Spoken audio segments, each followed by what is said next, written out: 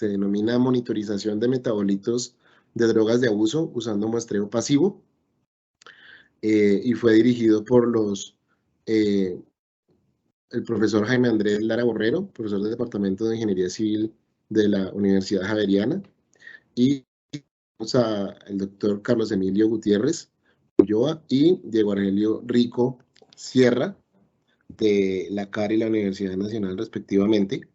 Y como jurados tenemos el día de hoy a los profesores Juan Carlos de la Universidad de Cauca y Miguel Ángel González de la Universidad de AN. A nuestros jurados, muchas gracias por aceptar esta invitación y por revisar el trabajo de Carolina. Una bienvenida a esta sustentación para ustedes. Aprovecho y le doy la bienvenida también a nuestros del programa que se han conectado, y también veo muchos familiares acá conectados de Carolina, entonces pues gracias por estarla acompañando acá, y pues bueno, muy contentos de tenerlos ya en este punto del proceso de Carolina. ¿Cómo es bueno, aquí en sala tenemos a Jaime, tenemos a un invitado de la CAR, y también está Natalia León, que es nuestra nueva monitora del programa de maestría. Entonces, ¿cómo es el proceso? Para que Carolina y los jurados estén al tanto. Ahorita iniciamos con la presentación de Carolina. Para hacer esa presentación de su trabajo ya tiene 30 minutos. Yo le llevo el tiempo y 5 minuticos yo te aviso para que tengas tiempito de ajustar y poder terminar. A los 30 minutos ya has terminado, ¿no? Entonces, pues ten presente eso. Después de esos 30 minutos tenemos entonces una sesión de preguntas jurados. La idea es que lo desarrollemos más o menos por una hora, pero pues que logremos hacer una buena sesión de preguntas de ambos de nuestros jurados. Entonces, denos un poquito más si es necesario. Y luego de esa jornada o sesión de preguntas, pues viene la deliberación, que ahí ya nos reunimos únicamente con los jurados en otra sala aparte que les invité hace unos momentos, pues para mirar el tema de la calificación y digamos que la asignación de esa nota definitiva de este proceso. Entonces, pues nada, nuevamente bienvenidos a todos, y pues Carolina, puedes iniciar. Entonces yo acá te inicio el tiempo, entonces adelante. Muchísimas gracias, doctor Andrés. Bienvenidos sean todos a la sustentación de este proyecto investigativo. Con el respeto de ustedes, me permitiré dar inicio.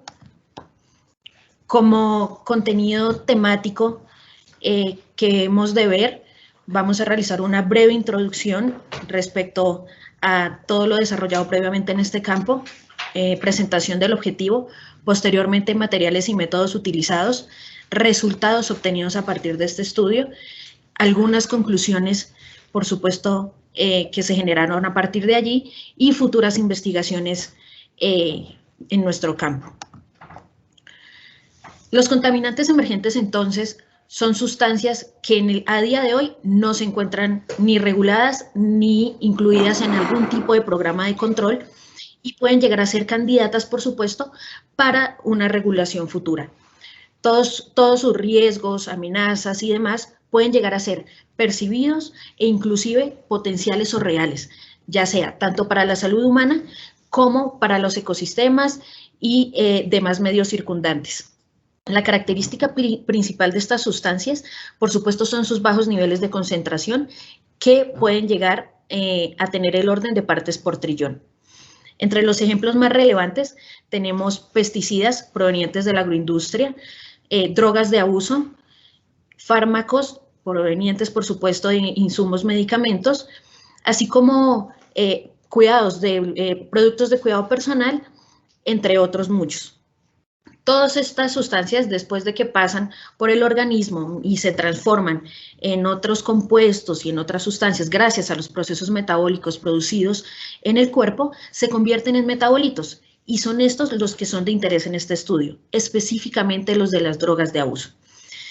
Ya se han llevado a cabo otros estudios en el área de metabolitos de drogas de abuso, por supuesto, enfocados directamente a monitorizar aguas residuales. Tal es el caso de los pioneros Sara Castiglioni y Zucato, quienes en 2006 y 2008 respectivamente introdujeron técnicas nuevas para el análisis, y no solo eso, sino la aplicación de estos resultados en otros campos del conocimiento. De la misma manera, Bilsma en 2016 hizo el primer estudio a nivel Colombia, donde encontró metabolitos de drogas de abuso de más de 10 compuestos en las aguas residuales provenientes de la planta de tratamiento de la Petar Salitre, ubicada aquí en la ciudad. Finalmente, el estudio más reciente parte de González Mariño y sus colaboradores, quienes en 2020, después de 7 años de estudio, concluyeron presencia de drogas de abuso y otros contaminantes emergentes en aguas residuales. Es importante aclarar esto, que todos los estudios tuvieron una implementación de metodologías de monitorización convencionales, es decir, partiendo desde muestreos puntuales a muestreos compuestos.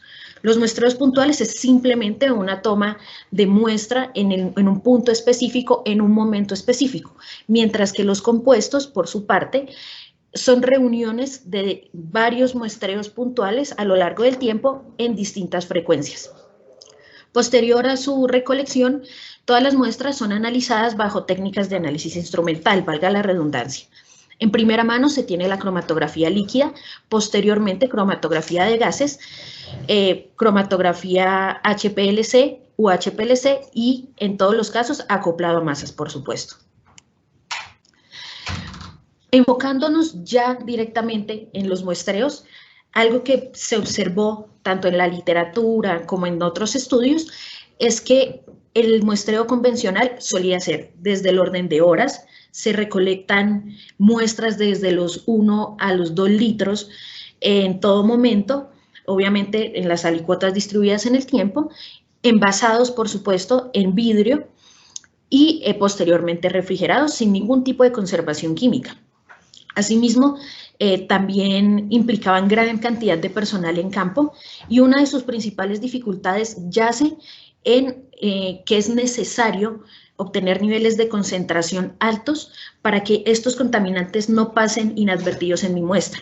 Asimismo, pueden llegar a saltarse picos de concentración en los espacios entre alicuotas.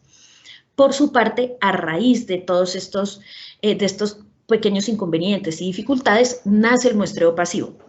El muestreo pasivo es básicamente emplear materiales adsorbentes, que de aquí en adelante en esta presentación vamos a llamar sorbentes, para retener analitos gracias a su afinidad del material con las moléculas con las que se encuentran en contacto.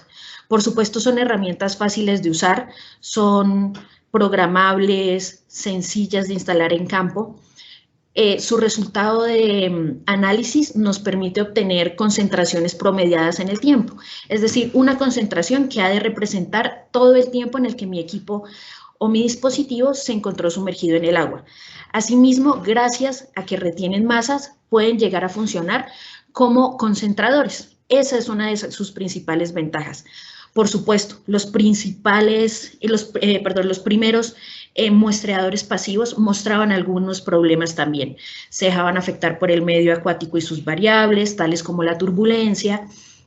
Dependían netamente del caudal para realizar distintas calibraciones en campo, y por supuesto tenían una dificultad principal, y es que el flujo al interior del equipo era necesario que pasase a través de un solo sorbente que solamente podía retener un tipo de material, fuese apolar o no apolar.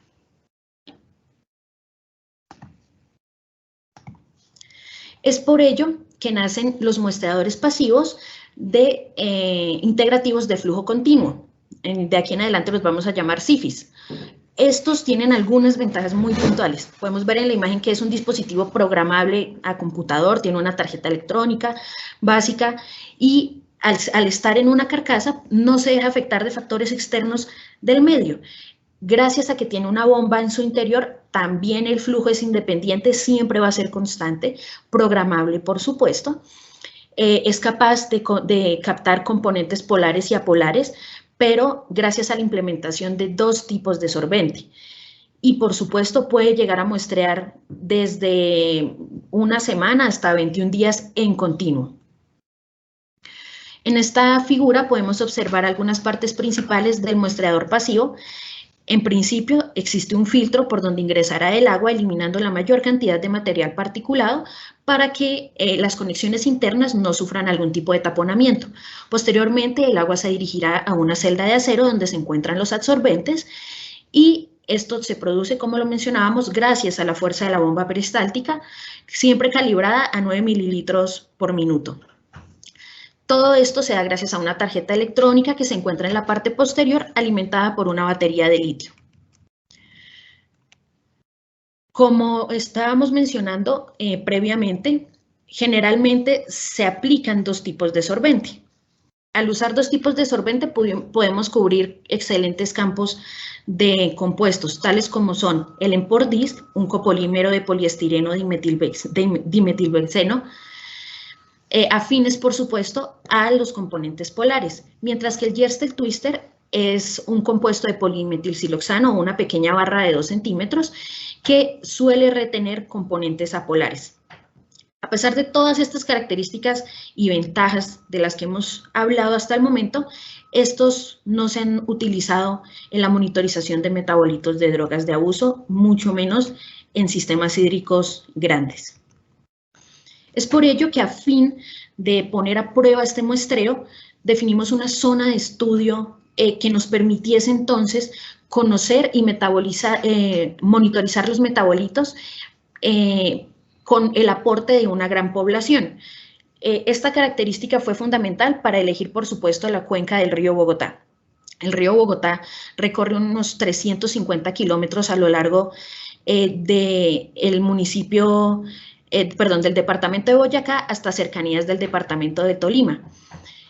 Nos enfocamos específicamente en la cuenca media, puesto que la cuenca media es el principal aportante de vertimientos al río, con un promedio de 12 millones de personas.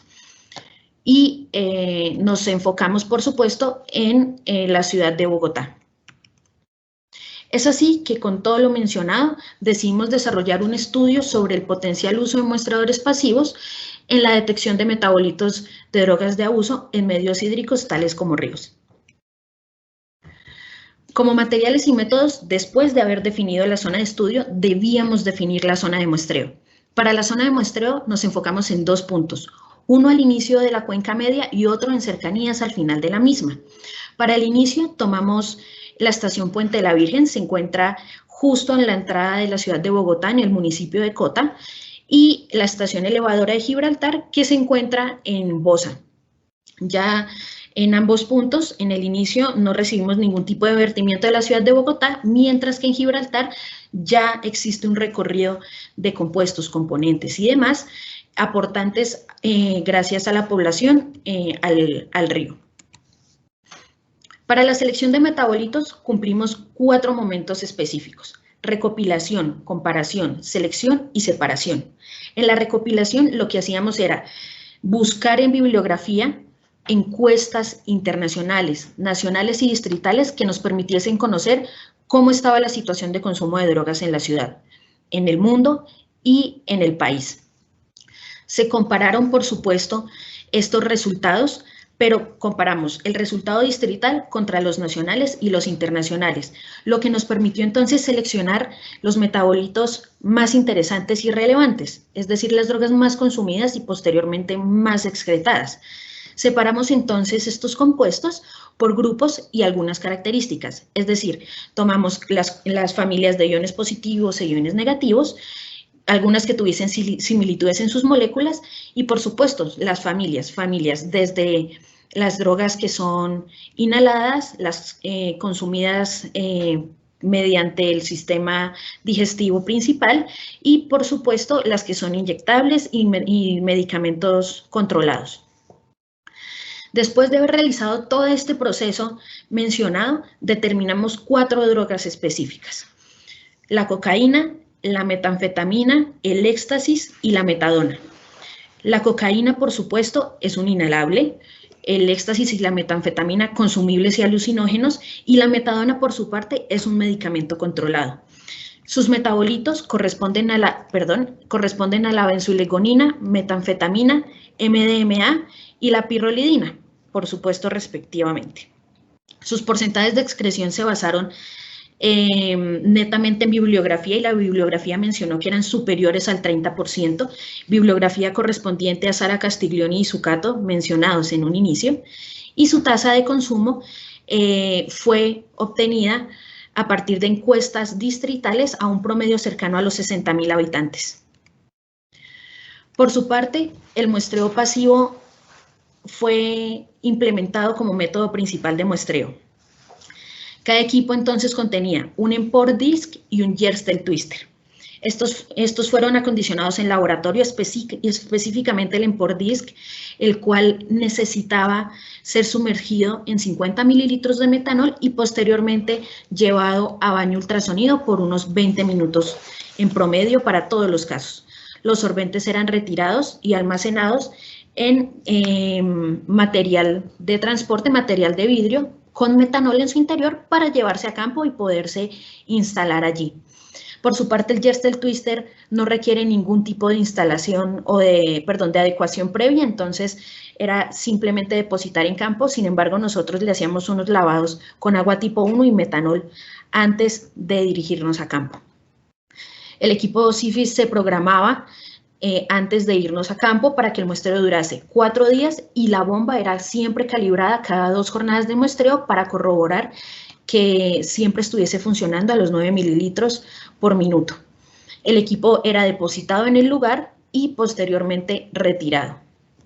La ubicación siempre se definió como en la mitad del cauce a una profundidad media, y esto se da gracias a que la distribución de los contaminantes en el río cumplen el movimiento de una pluma, es decir, gracias a fenómenos de difusión y advección, eran los mejores puntos para monitorizar estos compuestos.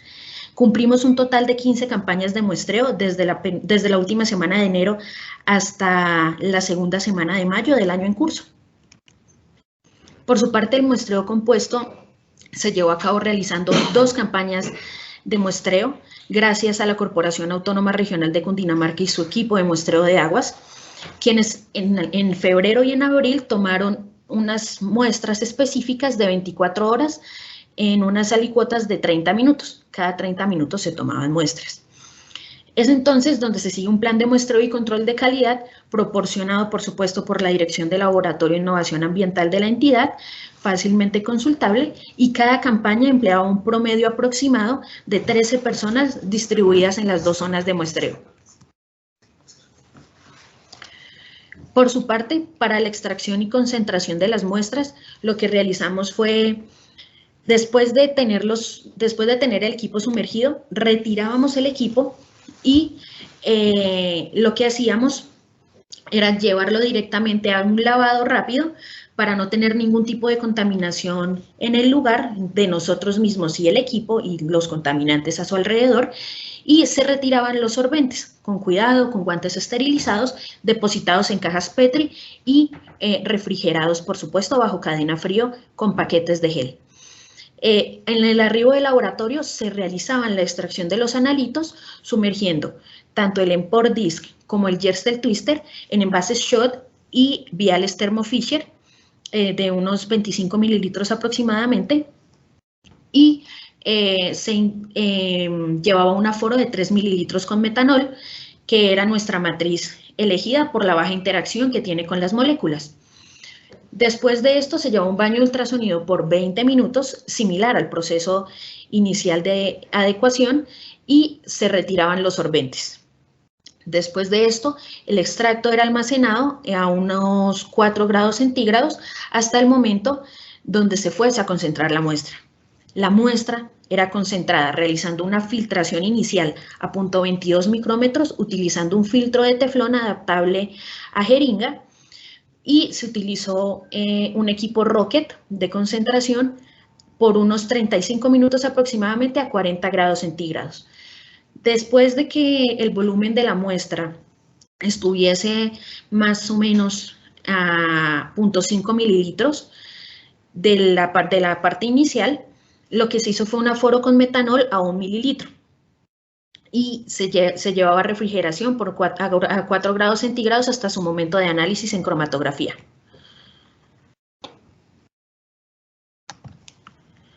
Para el método de análisis cromatográfico aplicamos UHPLC acoplado a un detector de masas Orbitrap. Esta parte de una investigación pionera de Sara Castiglioni y sus colaboradores, quienes nos permitieron tener una idea vaga sobre las fases móviles a emplear, sí, por supuesto, y los tiempos de retención que estábamos buscando en nuestro método. Es importante aclarar que Sara Castiglioni utilizó un equipo de triple cuadrupolo y nosotros estamos utilizando un detector Orbitrap. Son completamente distintos estos detectores de masas. Sin embargo, su objetivo es el mismo. Nosotros lo que logramos, a diferencia de Sara Castiglioni, es obtener límites de cuantificación menores en 3 de los 4 compuestos. Empleamos una columna C18, por supuesto, operada a 25 grados centígrados, inyectando siempre un microlitro de muestra. Y para el proceso de separación aplicamos un gradiente de dilución de fases móviles que se componían de agua tipo 1 y metanol, cada una con 4 milimolar de formiato de amonio y 0.1% de ácido fórmico. Por su parte, para la detección y cuantificación de nuestros analitos, se usó un detector de masas tipo Orbitrap equipado con una fuente de ionización electrospray, la cual nos permitía no degradar las muestras, y se programó un modo ion protonado para analizar los 4 analitos. Lo que desarrollamos en el método fue básicamente involucrar los siguientes pasos: optimización, hallar tiempos de retención, creación de curvas de calibración y averiguar cuál era el límite de cuantificación de nuestro método. Para optimizar las condiciones de ionización, lo que hicimos fue utilizar una mezcla de los 4 analitos, cada uno en 5 partes por millón, y esto se hizo con el fin de maximizar el Total Ion Current, el TIC de nuestro equipo, y así minimizar su variación. Posteriormente hallábamos tiempos de retención inyectando patrones a 1 parte por millón de cada uno de los analitos en separado, siendo analizados en modo full MS, para poder así encontrar los tiempos de retención más óptimos. Es importante aclarar que, como ustedes pueden ver, los tiempos de retención fueron de 10 minutos máximo, entonces eran análisis, entre comillas, relativamente cortos a comparación de otros estudios. Se elaboró una curva de calibración con 7 puntos entre el rango de los 35 picogramos y los 400 picogramos por inyección de 1 microlitro, y lo que procuramos siempre fue que los residuales de estos fuesen menores al 10% en todo momento. Finalmente, el límite de cuantificación del método fue verificado inyectando 7 blancos fortificados con una mezcla de analitos a 35 picogramos por inyección con un coeficiente de variación menor al 10%. Básicamente, los blancos fortificados lo que son mezclas de analitos que pasan por todo el proceso por el cual pasaron nuestros extractos iniciales. Es decir, se encontraban en matriz de metanol, pasaron a filtración, se concentraron, se aforaron, se refrigeraron y se analizaron. En esta imagen, en este diagrama, podemos ver una estructura de los lotes de análisis que estábamos realizando siempre, en donde básicamente inyectamos un blanco de agua y un blanco de metanol para poder limpiar el equipo y eliminar posibles interferencias en él. Se inyecta un estándar de verificación a 35 picogramos de cada analito en metanol y luego un blanco fortificado con las características mencionadas a 250 picogramos. Lo anterior simplemente fue un proceso preparatorio para llevar a cabo todo nuestro proceso de análisis, en donde inyectábamos 1 microlitro de cada muestra, se almacenaban los datos por campaña después de ser analizados y con miras de verificar la funcionalidad del equipo, su linealidad y demás, realizamos una reinyección del estándar de verificación. Claro, después de obtener todas nuestras masas a partir del método cromatográfico, nosotros debíamos hallar las concentraciones promedio en el tiempo. Es por ello que empleamos una ecuación que nos permitiese aplicar la masa de analito retenida en el sorbente detectada por cromatografía, una tasa de muestreo que vamos a denominar RS, la cual básicamente hace alusión a la cantidad de analito que se retiene en el sorbente durante cierta exposición que tiene a un caudal bajo ciertas condiciones, y T, el tiempo de exposición en días, que para todos los casos fue de 4. Las variables de tasas de muestreo fueron proporcionadas por la Vacua, laboratorio, por supuesto, acreditado del equipo CEFIS y sus creadores, y nos proporcionaron datos de estos analitos, realizando en primer inicio un equilibrio entre fases, donde lo que se busca básicamente es obtener el equilibrio, o sea, cuánto tiempo se demora mi analito en llegar al equilibrio estando en mi sorbente, es decir, en cuánto tiempo mi sorbente se llena tanto de analito que ya no puede recibir más. Para esto se aplican algunas consideraciones físico-químicas de los compuestos. Para todos los casos obtuvimos valores interesantes y todos fueron aplicados a un mismo caudal, 9 mililitros por minuto. Como resultados generales, bueno, pues el muestreo compuesto es de resaltar que no mostró resultados superiores al límite de cuantificación, era de esperarse por la teoría, por supuesto. Asimismo, el muestreo pasivo fue el hallazgo más representativo, donde los 4 metabolitos analizados en principio debían tener cierta afinidad con cierto tipo de sorbentes. Tal es el caso de la benzoilegonina, la metanfetamina y el éxtasis, que debían ser retenidos mayormente, por supuesto, por el EMPOR-DISC, mientras que la pirrolidina debía ser retenida en el Yerstel Twister. Es necesario aclarar que esto no pasó en todos los casos, como podemos observar en la tabla 5. La tabla 5 muestra, en inicio, la benzoilegonina en la zona de Gibraltar retenida en el EMPOR-DISC y en el Twister. Claro, el EMPOR-DISC retuvo más concentración de mi analito en partes por trillón. Sin embargo, el Twister retuvo casi 5.000 partes por trillón, no ignorables, por supuesto, a comparación de la concentración obtenida a partir del EMPORE, pero sí interesante, se acumula en este dispositivo. Por su parte, la metanfetamina en Puente de la Virgen, en este primer muestreo, se retuvo en ambos sorbentes casi que igual. La diferencia fueron 682 partes por trillón. Se retuvo más en el Twister, pero el EMPORE también fue significativo. La diferencia no es considerable. Mientras que para la pirrolidina sí existió una diferencia enorme a comparación de la literatura. Para todos los casos, el EMPOR-DISC fue el que más retuvo este analito, mientras que el Twister se quedaba en concentraciones menores al límite de cuantificación de nuestro método. Con esta información y todo lo recopilado en el estudio, decidimos entonces tomar todos los datos obtenidos en el muestreo pasivo a partir de concentraciones halladas en el EMPOR-DISC. Quedan 5 minutos. Sí, señor. En estas imágenes podemos observar entonces unos cromatogramas de muestreo de esta primera jornada, en donde podemos observar picos bien definidos, existe poco ruido, hay una separación cromatográfica clara y asimismo hay simetría de mis picos cromatográficos.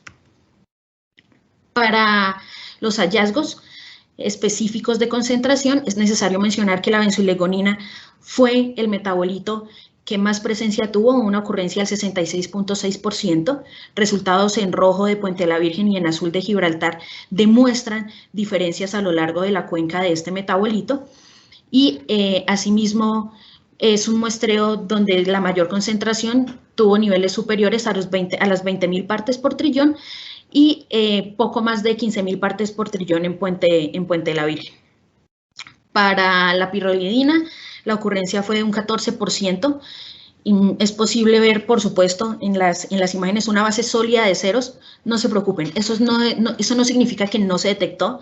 De hecho, lo que significa es que estuvo por debajo del límite de cuantificación del método. Sin embargo, nosotros lo asumimos como ceros netamente por el análisis estadístico. El método lo requería así.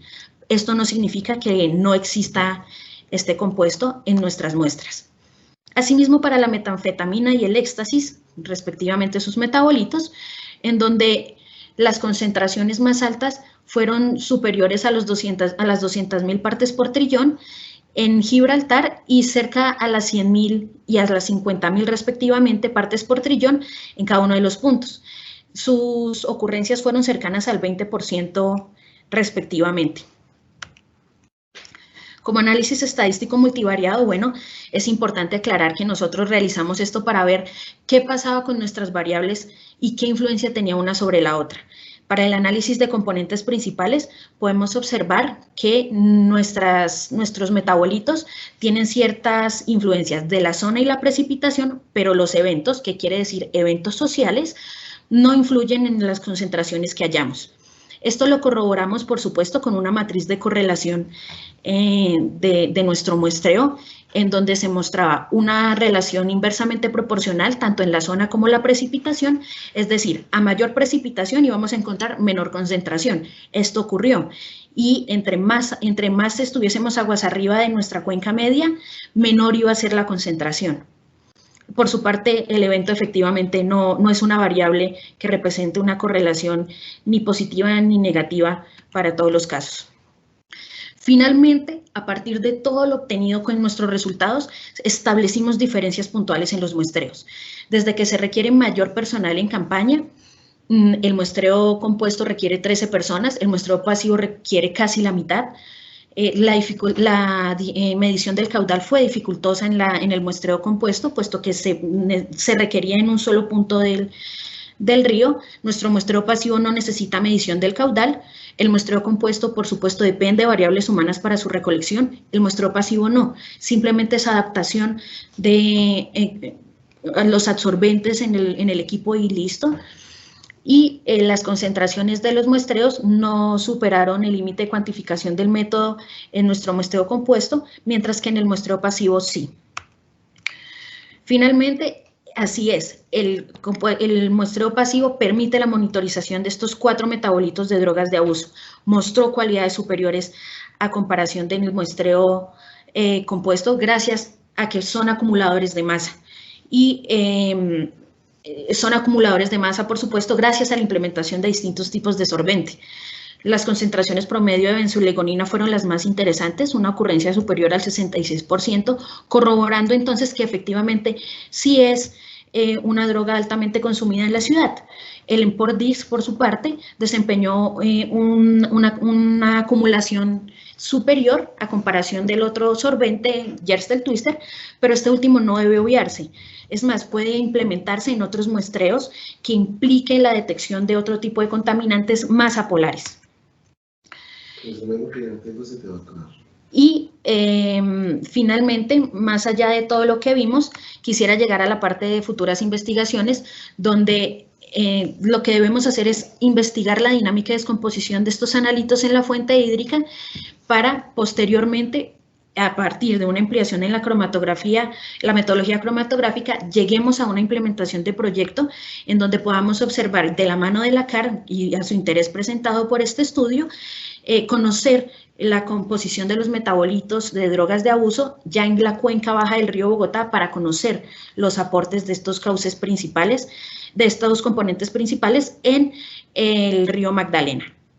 Finalmente, es posible reportar este estudio en otras metodologías, tales como la epidemiología de aguas residuales, implementando simplemente una medición de caudal en el punto de muestreo.